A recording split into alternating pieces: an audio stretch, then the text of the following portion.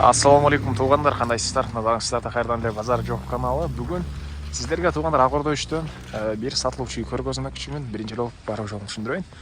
Азыр мен турган жер Aqourda 3 Элмирбек Иманалиев жана Салкын Төр көчөсүнүн кесилишинде турам. Ушул жерден сиздер батыштыкка берсеңиздер, мына бул катардагы 5-6 үй болуп калат туғандар. Могу так, могу крышасы жалган үйдөн кийинки эле үй, бүгүнкү чыгыштагы сатылуучу катына могу бийик забор тугандар. Так.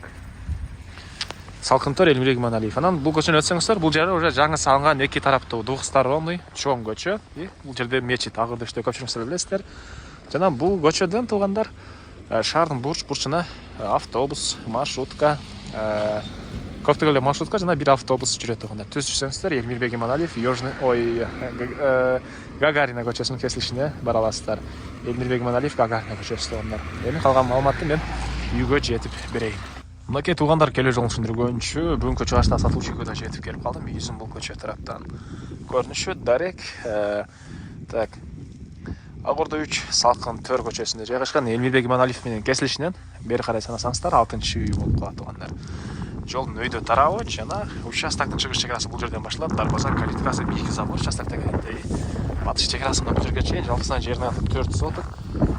Участоктун узун туурасы 20 Жолдордун кенен электр энергиясы бар, жана киргизилген суу бар, жана киргизилген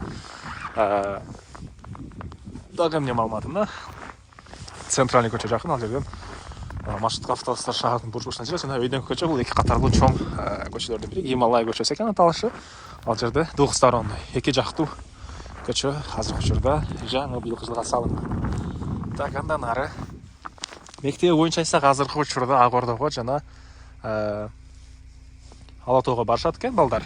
Aqourda 3-түн өзүнө азыркы учурда мектептин жайы ажыратылган, садиктин жайы жакын калапта, салынуу планы бар экен.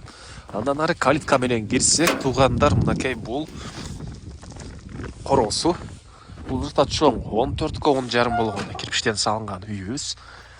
Фундаментине бийик көтөрүлүп, бул бир бөлмөсүнө ылдый тарабы подвалга расчет алынган. Подвалга тугандар. Участок мынакей квадрат 20-20 4 соток. Тегеренте участоктун бийик забор болуп тур. Так, дагы эмне маалыматы? Бул мынакей үйүбүздүн көрүнүшү. Ушулдар жагы чейин бүтүрүлгөн.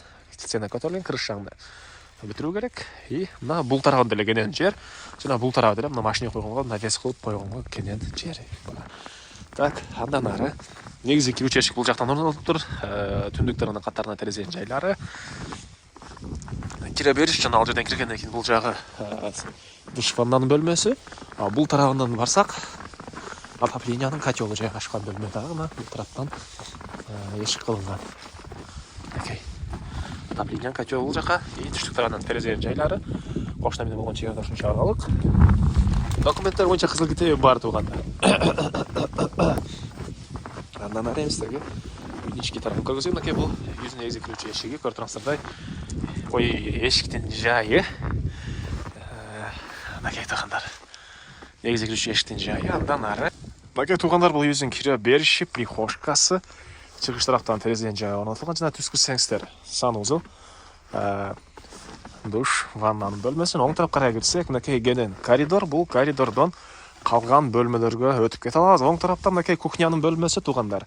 Ылдый тарабы подвалга мынакей расчет алынган. Подвалдын жайы, түндүк тарабынан терезе. И андан ары бул тарабында болсо тугандар, мынакей бир зал, түштүк тарабынан катарына эки терезенин жайы калтырылган. Так.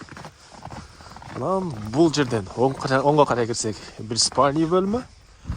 Түндүк тарабынан терезенин жайы жана бул жакта экинчи зал жайгашып тур тугандар. Түштүк тарабынан терезенин жайы калтырылган. Дагы эмне маалыматы? Ушундай кирпичтен болгон чоң үйүбүз. Андан ары